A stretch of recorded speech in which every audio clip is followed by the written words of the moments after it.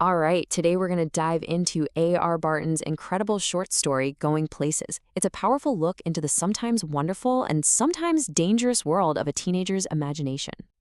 I mean, we've all been there, right? That feeling of wanting something more. And that is exactly where we meet our main character, a young girl named Sophie, whose imagination is both her greatest escape and maybe her heaviest burden. So, let's get into Sophie's dreams. See, on the outside, she's just a regular schoolgirl. But in her head, oh, she's already planning this future that is way, way more glamorous than her working class life would suggest. She doesn't just want a 9 to 5 job. She wants an entire empire. She pictures herself as a fashion icon, like the next Mary Quant. She's going to be a designer, maybe an actress, anything that's a bit sophisticated. It's not really about the money, it's about a total transformation. And this, right here, gets to the absolute heart of the story, this idea of adolescent fantasizing. For Sophie, this is so much more than just daydreaming. It's basically a survival tool. It's her way of building a reality where she feels like she actually belongs, a world that's miles away from the one she seems destined for. Okay, so Sophie's got this rich, vibrant inner world going on, but the real world, it's always right there, ready to give her a serious and pretty brutal reality check. Let's take a look at how that plays out. The difference between Sophie and her best friend, Janzi, is just night and day. Janzi is the voice of reason. She's the one who's totally grounded in their reality. So while Sophie's dreaming about owning a boutique, Janzi's like, look, we're both earmarked for the biscuit factory. She's always trying to get Sophie to just be sensible. And man, when you see her home life, you totally get why she needs to escape. The way it's described is just suffocating. This tiny, steamy room, piles of dirty laundry, a father who's grimy from work, and a mother with a back that's literally bent from a life of hard labor. It's a scene that gives Sophie a tightening in her throat, a physical reaction to a future she absolutely refuses to accept. And you'd think her family would be a safe place for her dreams, right? Nope, not at all. They just make fun of her. Her dad and her little brother Derek, they don't see her ambitions as hopeful. To them, she's just foolish, totally naive. There's no support here, just a lot of scorn. So what do you do when you're faced with a reality that bleak? Well, Sophie doesn't just give up. No, she doubles down. She builds even bigger, more elaborate escapes, and she uses the people in her life like actors in her own private movie. Her first, and maybe most important escape route is through her older brother, Jeff. Now, he's just a quiet apprentice mechanic. But in Sophie's eyes, he's this mysterious figure who holds the keys to a whole other world she can't reach, a world filled with exotic, interesting people. I mean, she cooks up this whole incredible fantasy where they're riding off together on his motorbike.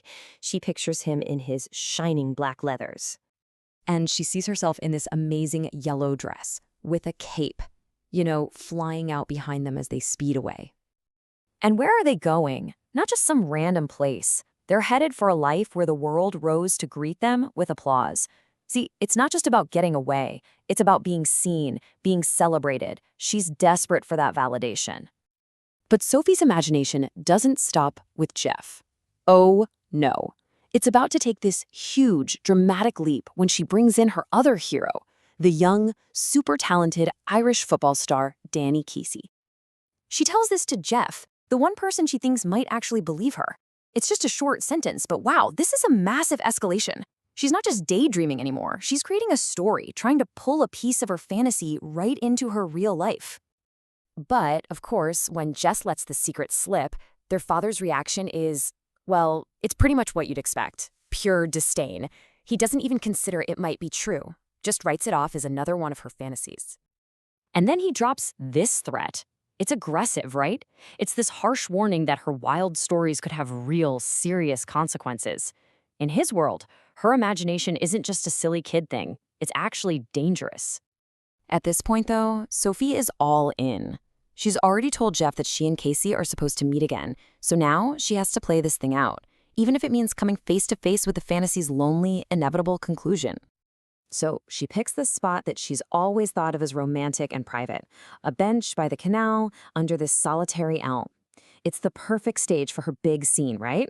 A place for lovers to meet, where a hero might show up for a secret admirer. But as she's sitting there, waiting, that thrill, that excitement she built up on her head, it starts to just fall apart. For the very first time, she feels these pangs of doubt. Her thrilling fantasy is starting to collide with the cold, quiet reality that, he's not coming. But here's the really fascinating part: how she deals with the letdown. She doesn't see it as a failure. Instead, she completely reframes it. The sadness becomes a hard burden that she has to carry.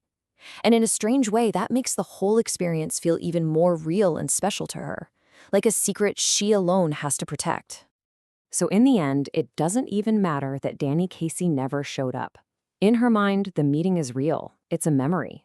Walking home, she just replays the whole made-up encounter in the arcade, perfecting every little detail: his shy smile, his gentle green eyes.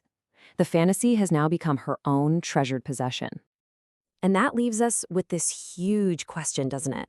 Was Sophie's incredibly rich fantasy life a lifeline that helped her get through a really grim reality? Or was it a dangerous trap, just setting her up for a lifetime of disappointment and feeling alone?